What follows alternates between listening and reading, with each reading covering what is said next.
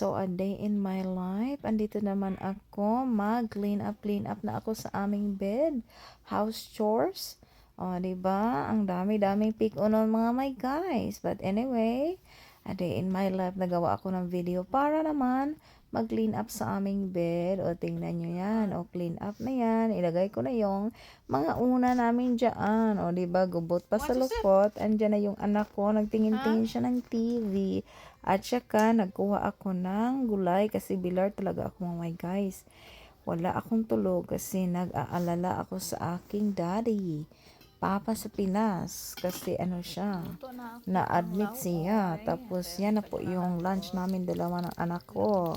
Yung egg roll at saka yung lawoy. Pagkatapos, I'm gonna make dinner of my husband and my daughter because that's their very favorite.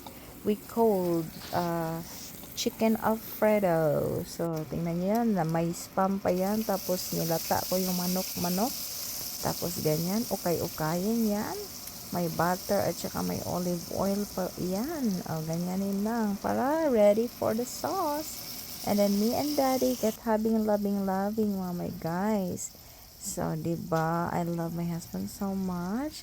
And then, finally, I'm back here in my cooking serye. Finally, nilagay ko na yung milky dyan para naman magka-creamy siya. Tapos, tingnan niyo siya, hindi pa siya nagka-creamy, o diba? Tapos yung anak ko, she's very excited. So, andyan na yung beautiful baby ko. O diba? Nagsabi siya ng hello.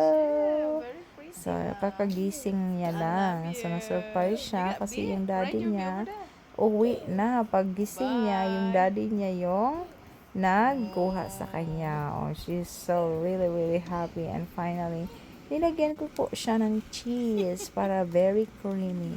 So, ang nilagay ko po dyan, cheese at saka salt lang. Yan lang po yung ano yan, secret. Wala na mga nor sa akin kasi okay namang lasa. Yan po yung very yum chicken alfredo. Tapos yan po yung the way I love my family. So ready na po yung dinner namin. At saka ang aking anak, she's very excited na she's gonna get ready to eat. So that's the way her face now. Thank you for watching.